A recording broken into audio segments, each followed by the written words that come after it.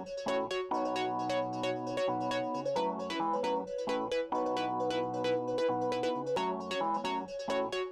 folks, welcome to the Knightrider Podcast. We are in the Holyoke Public Schools Media Center. It is October 25th, 2019, and my name is Mr. Brew, and I'm the faculty advisor for the Holyoke High Herald.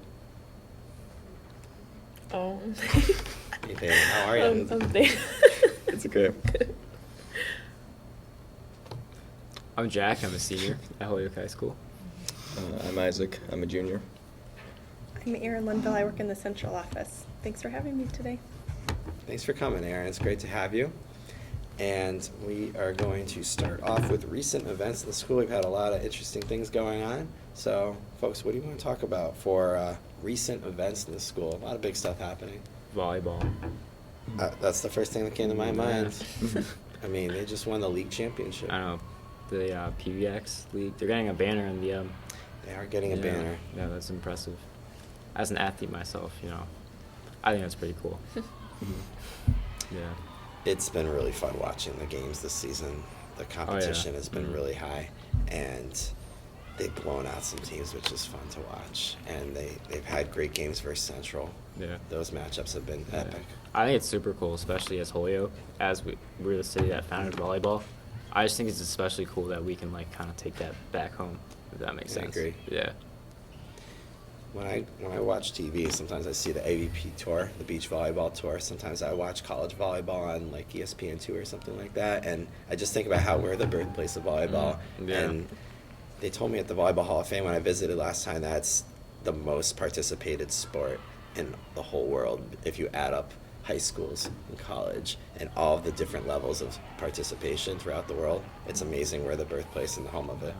Yeah. I didn't think about it like that. Okay. So, And the record's 17-1. 17-1. That's impressive.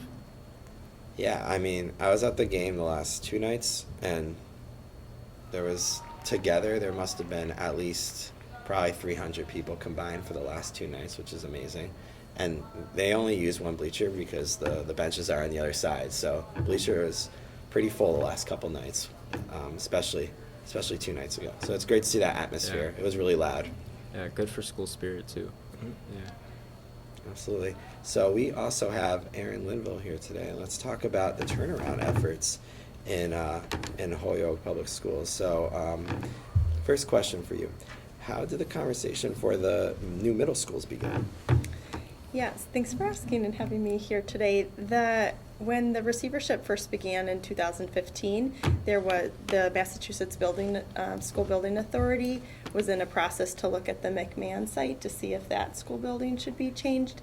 And instead we asked them to do an audit of all of our facilities across a number of factors. And unfortunately, 5 of our schools rated pretty low on the facility audit, Peck among the lowest. And one of the most concerning parts of the facility audit was that really Holyoke unfortunately lacks good spaces for middle school students. As you may know, a couple decades ago, Holyoke moved into distinct pre-K to 8 schools instead of having separate elementary and middle schools.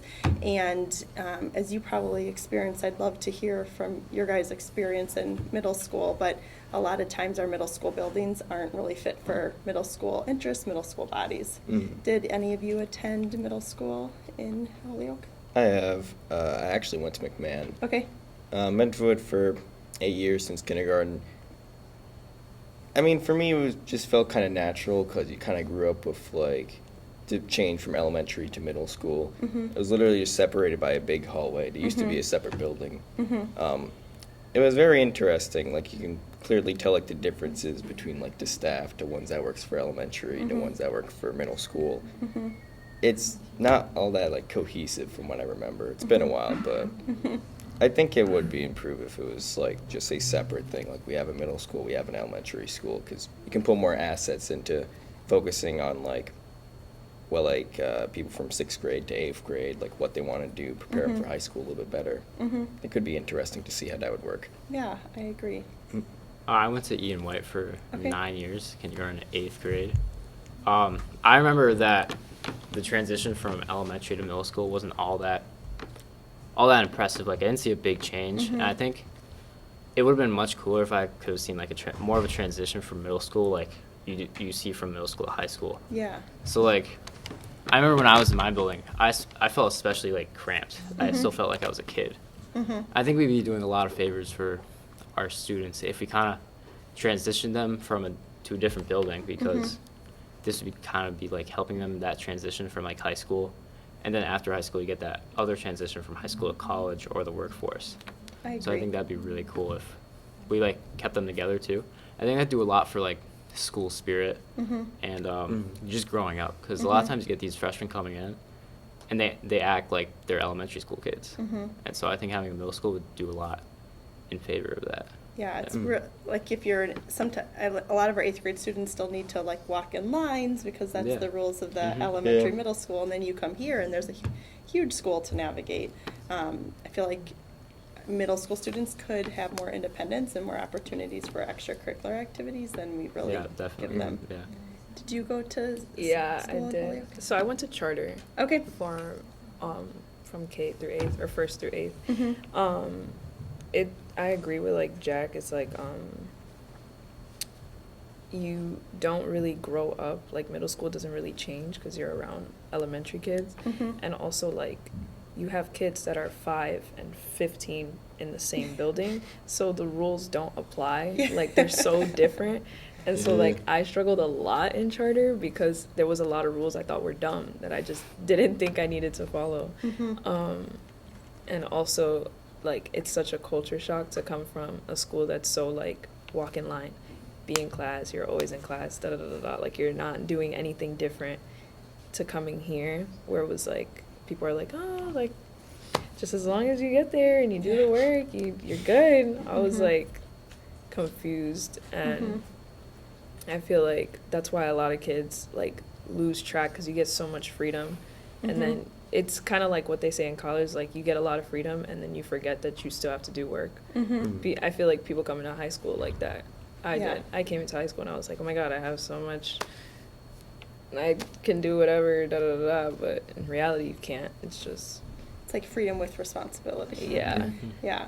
I think the experience that you have all talked about, and what a lot of parents have said too, is the really this desire for a distinct elementary and middle school experience. And so we are going to be moving that way regardless if we get the new middle school buildings. The new middle school buildings would just provide a better opportunity to give learning spaces that are fit for middle school students, as well as like just increase the health and safety of all of our schools, and then be able to have the right like room and space back in our elementary schools too. Thank you for that, Erin. Really appreciate it. I don't remember that much about middle school. I'm too old. I don't remember what I ate for lunch yesterday. I don't remember if I brought a lunch this morning. But I do remember Voyage of the Mimi in middle school. I don't know if you watched that. That's how old I am. All right, never mind. Then again, you guys don't even use Facebook. That's how old I am. All right, so let's get to the cost, if you don't mind. How much do the new middle schools cost? Is it affordable? Yeah, the whole middle school, for all the schools, like both middle schools, the total price tag would be $133 million, but we're really lucky that the Massachusetts Building Authority has given us a grant of $76 million. So really we're left with $57 million to pay for. I realize $57 million is still a lot of money. And so we've been doing a lot of efforts in order to make it the cost as reasonable as possible for residents in Holyoke. So right now the cost to the average homeowner, say the average home is $190,000, the average cost for the taxes per year would be just under $130, which is $11 a month. A couple ways that we were able to get that cost lower was looking at the interest rate, and then second, which is really big that no other community that we know of has been, the Holyoke Public Schools, from the savings that we'll get to moving to this new model, is going to contribute $1 million over the life of the bond to help to the city to help pay for the cost of the middle schools, and that was able to that resulted in reducing the tax burden by 1/3. So there's also this nifty calculator online where for homeowners, or renters, they can put in the cost of their home and see what they would pay each month. I know a teacher who works here posted that she would be paying $6 a month for the new middle schools, and Wow. she has a young kid and is super involved here, and she was like, yeah, $6 a month, that feels like a good way for me to invest my money. It's really interesting. I'm glad you said that about the cost, because I did have a lot of questions about the cost, but you broke that Yeah. down very nicely. I appreciate that. So next question, why the decision to build the new middle schools instead of just renovate the existing schools? Yeah, the school building, there's a school building committee that's been working on this, and they looked at renovating Peck especially. I know none of you attended Peck, but have you been in Peck I've been before? inside Peck. It's kind of Yeah, we've been inside. It is yeah. kind of confusing. Like I go around the Yes. hallways, it feels like a labyrinth. If I'm being honest. Yes. I don't know who designed that, but it's not efficient. Yeah. It's, like I feel like it's like a bunch of hexagons, and then they try to like fit square classroms in it. It It's doesn't actually really- octagonal. So it's an octagon. That's even better. Yeah. So yeah. So I don't know. It just doesn't. It's not cohesive. Yeah, there's a great video on our website, 6 minutes. It like kind of walks you through some of the challenges with Peck, which is where most of our, which is the closest thing we have to a middle school. Right now, there's I think there's 500 kids in there right now across the 2 different schools. But so there's a lot of challenges with Peck. It was built the same structure as a Walmart structure, so the like, I'm not a facilities expert, but like the walls are not really strong enough to undergo a lot of the renovation. There's like there's asbestos in the walls, so as you start to do any type of demolition, that brings up environmental concerns, and we looked at renovating Peck and making the educational improvements that we need in our middle schools, such as like a science and engineering design lab, or small breakout spaces close to the bigger classrooms for small group instruction. So to renovate Peck would be $72 million with those educational improvements. Just only renovating it to get it up to current code with like enough sprinklers and working elevators and stuff like that would be $59 million. And then actually demolishing Peck, building a new Peck would be $68 million, of which we would be only paying $29.5 million. So it's hard to imagine, but it's actually less expensive to build Peck new, and then you're getting that product that you're getting a higher quality building right off the bat. And I think that one of the things that I feel particularly sad about Peck is just like when you walk through there, it's like really poor lighting. There's a lot of classrooms with no light. The windows are like this, and a lot of classrooms are this weird plasticky thing, so you can't even prop it open for air ventilation. And as you might know, Holyoke has one of the highest rates of asthma in the Commonwealth, and like that school building, as much as we try to use green cleaning products and stuff like that, is not contributing to like a healthy and safe environment. Like you were saying, the sight lines are terrible for teachers to make sure our 12, 13, and 14-year-olds are safe. So I really feel like this is a unique opportunity we have to leverage money from the state to build a much better product for our students that would also help all students pre-K to 12 and also help the community too. In regards to like Yeah. already existing school buildings, Yeah. I know that there's the Lynch building, Yes. but because I live right by that. Okay. So has that come in the conversation? Because I'm always curious, because I just see that like sitting there. Yes, it's definitely been in the conversation. The school building committee didn't actually look at Lynch very closely because it had already been sold. So it was no longer the city's to decide what to do with. But something else with Lynch is that Lynch is not big enough to house even half of our middle school students. So I know it's a really pretty building and stuff. It's not big enough, and then likely has some of the same environmental concerns that some of our older buildings have too. Great question, Jack. Very Erin, good thank you so much for coming on. We really appreciate having Yeah. you here. And just in case you're wondering. I'm learning about the cell phone, using the cell phone for questions from our friends at 22 News and News 40. I see that a lot, so I'm not being lazy. It's like the thing to do, I guess, on the news.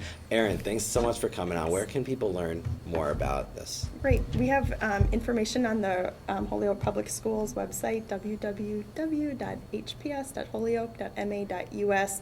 Okay. Go to turnaround, and then under there's middle school redesign. Okay. There's that great PEC video, a fantastic op-ed from our superintendent, and some links to some of the financial information as well.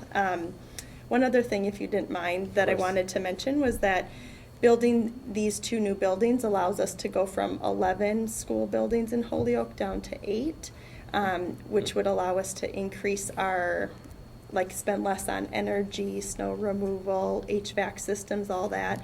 So we would save $4.5 million annually, which is how we can help contribute to the cost of the to the city to pay for the schools. But then also that remaining $3.5 million we would invest across pre-K to 12. Different things that we would like to spend the money on would be like more tutors for students who are struggling, more like counselors or social workers to support students' mental health needs, smaller class sizes, particularly at the younger grades, but also I know at the high school, I did a walkthrough the other day, and while we have some classes with like 17 kids in it, I definitely walked into, I think it was a 9th grade social studies class with 32 kids in it. So we really need to, it sounds like that resonates. A little bit. Those are the types of things that we would like to be able to make sure that we're spending money across to benefit all students. And like we love all the work-based learning experiences that are continuing to grow there at the high school, and the more money we can free up from not even needing to pay for like energy, like inefficient energy, we'd much prefer to pay for it for services or curriculum that are helping our students. So. Do you know what school buildings that you would be tearing down or leaving? Great question. PEC would be torn down because of it's just not a very good structure. And then Lawrence and Metcalf would be turned over to the city, or and then the city would then decide what to do with those buildings. I know there's been talk of like maybe Lawrence could be turned into condos or something like that, because the actual building of Lawrence is a better structural building. And then finally, we'd love to turn McMahon into a pre-K center. We've been able to increase our number of seats for 4-year-olds by more than double since the start of receivership. However, we could probably double it again, and in order to fully meet the need of students who would like full day pre-K. So we'd love to be able to offer more opportunities to our earliest learners so that they're ready, like knowing their numbers and letters coming in and ready for kindergarten learning. That's cool. Cool. Thanks for asking. Thanks for having me, guys. Thanks for coming on, Erin. Really appreciate it. We're going to take a short break, and we'll see you in just a few minutes.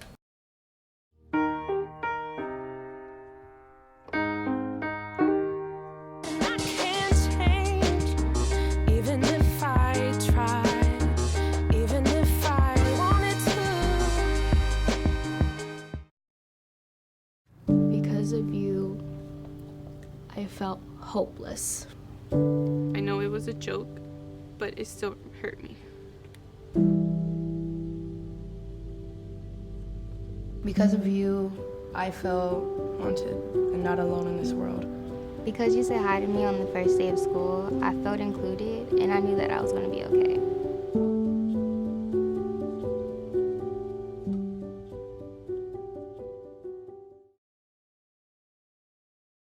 Our hearts are made stronger by how we treat others. Put her there.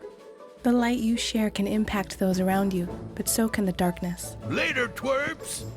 Did Pete saying mean things bother ya? So when you reach out to another person, take a moment to consider how they will feel, and let your heart be the key to making a difference. Because of you, someone's entire day, year, or even life can change. In every heart, there's hope.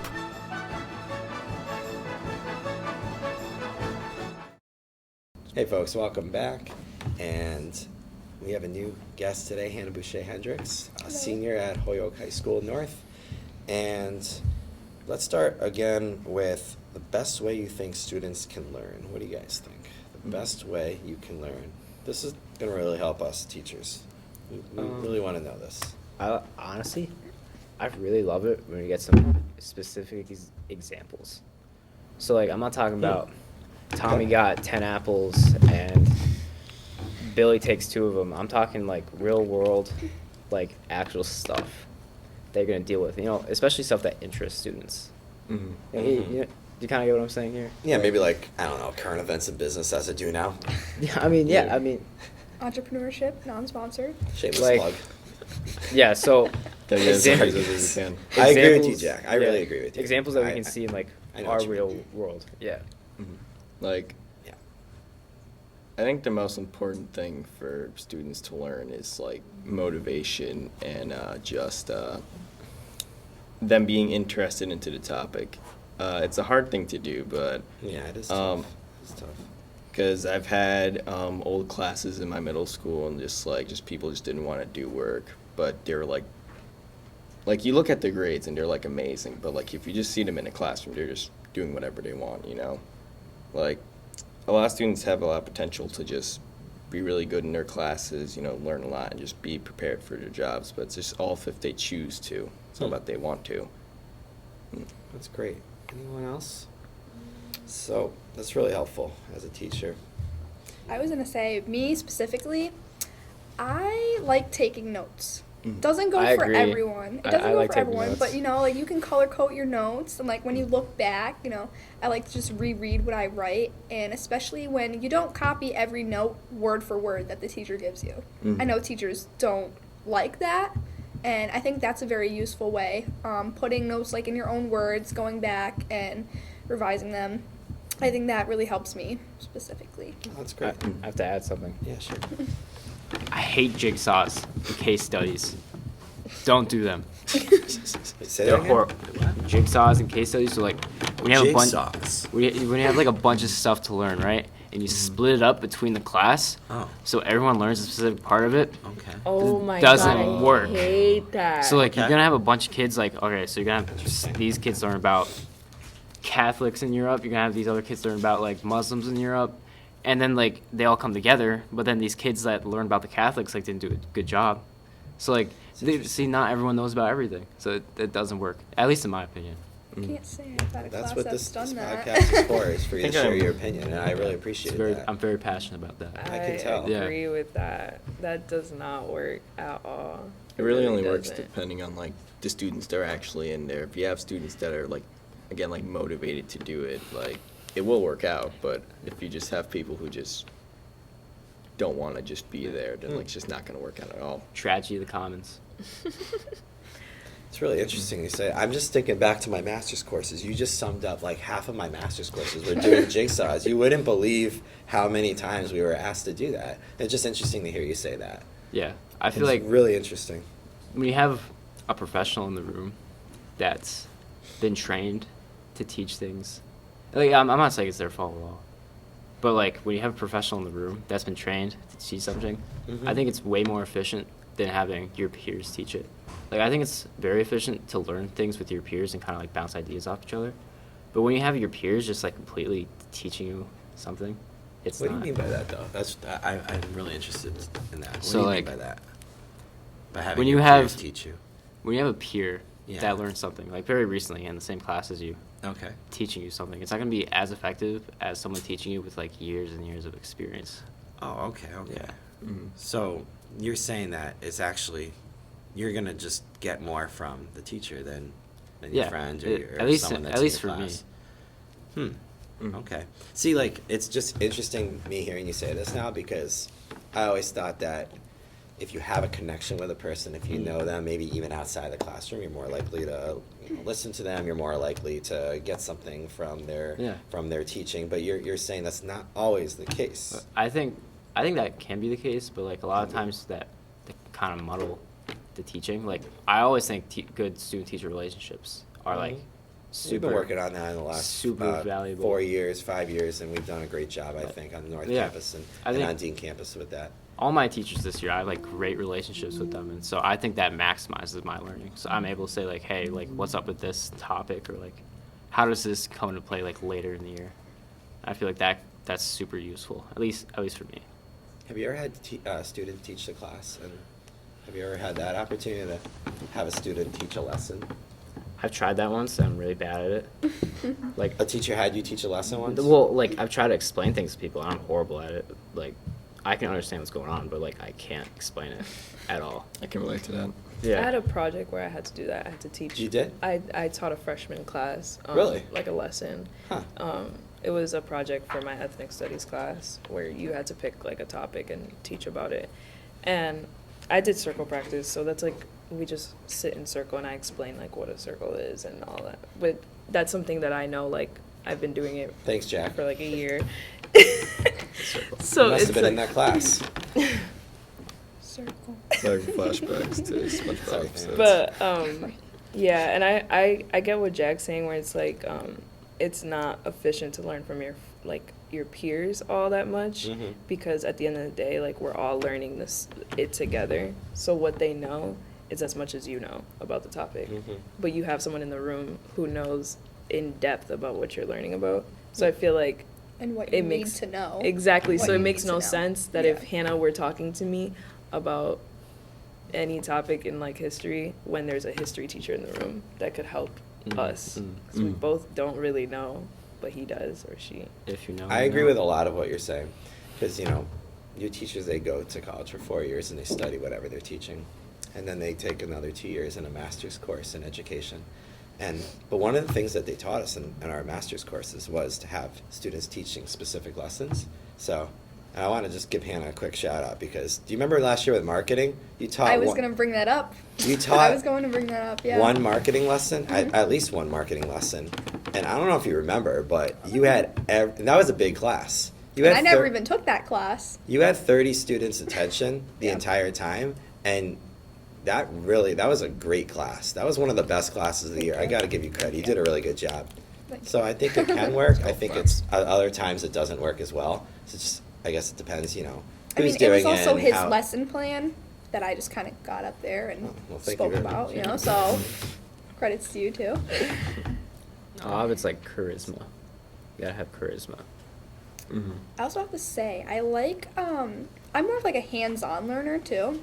I like, for example, like chemistry, doing labs and stuff like that. I think it's a lot of fun. It's not like boring and sitting there and taking notes every single day and, doing book work and this and that. I like to actually do stuff,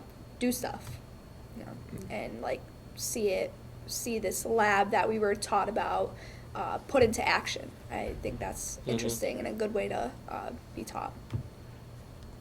Not hands-on working, it's very nice. I'm in physics, so we're getting more into doing that. Our first project was I forget what it was. We were like checking like the velocity. If we checked a Barbie off of like the staircase, we get rubber bands and we tie around and we just did bungee jumping. With Barbies? Yeah, Barbies. Yeah. Bungee jumping Barbies. That sounds fun. It was the first thing we ever did, and I was like, this is the type of class I want to be in. We got to play with fire, so that was interesting. Yeah. I'm so jealous of you guys. You don't understand. My experience is so different in school. That's great, guys. That's really and it's interesting you bring up lesson plans, because I gotta tell you, as a teacher, it's not fun developing lesson plans. It really isn't. I can only imagine. The lesson plan course in my master's course was a very tough course, but it goes a long way. It really helps out. When you have that class start and you have 30 students in front of you, 25 students, 20 students, whatever it is, you need a strong lesson plan. And when you have a strong lesson plan, I think it really benefits you guys, the students. So all that hard work, it kind of pays off. So great discussion, guys. Anything else to add before I have a little bit more fun thing to talk about next? Okay. I want to talk about something fun. What's that? Okay. Let's talk about something fun. You want to talk about Yeah, let's do that. Okay. Halloween traditions. Oh, boy. What are we going to talk about? What do you have? I put this on here because I want to just see what people would say, so I have no idea where this is going to go, but... I'm almost 18 and I still go trick-or-treating, and my mom comes with me, and my mom dresses up too, so I don't know what more I can say. You do? Of course. Do you not? I go with her. I definitely stopped at 14 or 15. What? Yeah, my last outfit was this shows you how old I am, a Drew Bledsoe Patriots jersey, and I just put a random mask on. So I was a Patriot with a scary mask. I have to tell you, my mom's, favorite costume, she has a Michael Myers mask and she has the whole like jumpsuit, the whole like navy blue jumpsuit. Michael Myers? Yeah. Yeah, Who's Michael that? Myers. The white mask, like Halloween. yeah, Michael He doesn't Halloween. talk except the machete. He just that's kind of scary. No, It just appears. I have to say my favorite costume that I've dressed my favorite costume so far has got to be Santa Claus on Halloween. Ew. I dressed as Santa Claus on Halloween one year. Ew. Oh, good. You were Santa Claus one year? I That's was. funny because I was Yeah. Hanukkah Harry one year. Ew. It's the reverse. Hanukkah moment. Come on, you guys Harry. aren't laughing. Come on, Hanukkah really? Harry. Guys, what are your favorite Halloween traditions? Anybody? We have a whole audience here. I don't know if you can see. There's a couple hundred people watching. I heard We'll candy just look at the corn. lower Yeah. level for now. I heard that. Anyone have Halloween traditions you want to share? Ishani, thank you. Alright, so like some traditions that I would do sometimes, like with my family, if we went around a certain block to go like trick or treating one night, I think I did this once or twice. We would like bring an extra costume with us in the car, and we would take it and we would switch it. We would go on the same block to go get more candy, to go like back to back. I have to say I've done that. I've heard people do that. I've never done it though. They went to my face. We just need more candy. Mhm. Gotta take out. I've heard that trick some. Ishani, what's the appropriate age for ending the Halloween trick or treating? I'm wondering because I used to think it was much younger, but. Can play into that is like I'm short, so it's like I seem younger, but I am. But like if you want you to do, I'm not gonna stop. But no, I need like a cutoff. What? Cut off probably about like I'd have to say a good age, probably like 18, 19. Wow.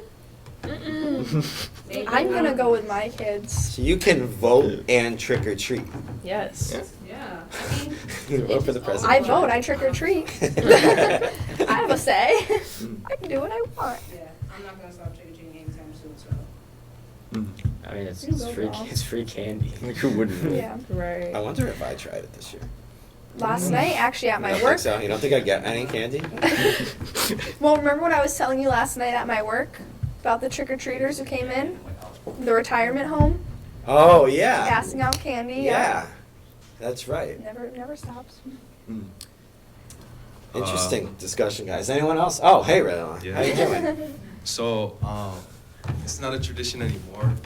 But when I was younger, like me, my family, my aunts, my cousins, like my mom, we would go out trick-or-treating like around West Springfield. Like, I forgot where specifically. But we used to go trick-or-treating, we used to have a blast, whatever. And then after we went trick-or-treating, we would always go to Pizza Hut. And one of my older cousins was working there, and we would always get free food, and it was literally like the best feeling in the world. Like free pizza Free right after food and free trick-or-treating. candy. But like I would have to say my favorite part about Halloween is literally dressing up. And I don't have a costume this year, but You can make one last minute. Yeah. That's what I did. You could throw something to that together. I'm being no, I shaggy. probably could. But like, Oh my God, I that's was amazing. thinking like a mummy. I don't know. Just wrap yourself in toilet paper. A walking mummy asking Put for a candy. sheet. Just put like a That's sheet over your head. interesting. Cut out 2 eye holes. That's there you go. interesting. Right? No, me To and be some of my honest, yeah, I friends might craft something up. were being the mystery gang from Scooby Doo. That's amazing. Wow. Yeah, I know. You gonna have I'm Scooby? a scarecrow this year. That's scary. Really? I still haven't picked what I'm doing yet. For me, I'm just gonna dress up as someone. Oh, there it goes. I know what I'm doing for Halloween. No, you I'm don't? gonna shut my porch light off so I don't have to give anyone candy. I don't That's like no it. fun. I don't enjoy it. I really don't enjoy it. Fun. No, my fiance loves it. She gets a kick out of it. I just The day watch after TV. Halloween, Huh? the day after Halloween, underrated. Go to Target. All the Buy candy's all on the sale. candy. I know. All on sale. I noticed. We got Oh, like yeah, you're right. Yeah. last year. Always, yeah. Last year when it happened, we just got 4 huge cases of like candy corn just after the day of Halloween. We were just like, Who yes. likes Schedule a candy dentist corn? appointment after that. Exactly. You either love If it you or like hate it. candy corn. Candy We got 2 corn more is people. I wish we just could get like that bread video. solidified sugar. And I love it. Ugh, it's disgusting. It is delicious. Mr. You Brew, either what love is it or your hate it. costume this year? No, I just told you, I'm shutting the porch light off. I don't want to No, participate. I don't have to come on. participate. You It's have not to. like a law. All right. All right, maybe I'll be a teacher for Halloween. There you Just go. give kids the candy. I knew somebody dressed up as Not Gandalf looking in forward to hallways. this. It was nice. Plus, the Celtics always have a game on Halloween, it seems, so I'd rather just watch that. All right, anyways, we have to wrap it up. This is a good podcast in terms of time. Yeah, we're really pushing it, guys. So we have the next block starting. Oh, yeah. Let's end it with a shameless gaming club promotion. Oh, God. This I is was you. hoping we wouldn't get to this. Okay. Shamelessly promoted, Isaac. This is not the Ellen Show. Don't shout things out from the audience, please. Okay. This was intended for yesterday because that's when Gaming Club happened. But when we're doing more like tournaments now, we're gonna start organizing them. So I just wanted to like talk about that. Yeah, you guys are growing. We're gonna be doing more like just more things in general. We're gonna have prizes for stuff. We have like posters that like if you win a tournament, you get first pick on that. And just a lot more fun things. And, That's awesome. What day? What day? It's And where? Thursday. Every Thursday? Thursday at 308. What kind of games you guys play? Right now, mostly Smash Brothers because so many people can just pick up a controller and just try it. But we have other things. We got the TV, so we can have 2 separate games if anybody wants to do something. Just whatever people want. You had 4 TVs one day. I walked by, right? Did we have 4 TVs? You had 4 TVs Yes, one day. we only had- Was that Rollblazes? I think it might have been Rollblazes. Oh, that's we have 2 intense. gaming We only have clubs. 2. If you have 4, I don't know what's going on there, but Well, that's 2 is crazy. great. So that's awesome. Your club is growing, and it's great to see that.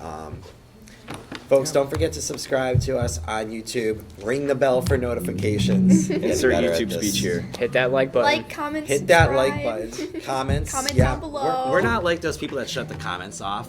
I was watching YouTube yesterday, and I was all ready to comment. I was really excited. It was like a Bon Jovi music video, and they shut the comments off. I was like, why are you censoring this? Don't shut the Comment. comments We don't That censor. big red button Please. there, do you see it right down there? Yeah, we got Click the great that button. Thanks, Kenneth, our YouTube editor. God, Kenneth wants so much appreciation. Kenneth wants that A. Term 1 is ending. He wants that A coming up. Thanks for watching, Shameless folks. See you promo. next time. See ya.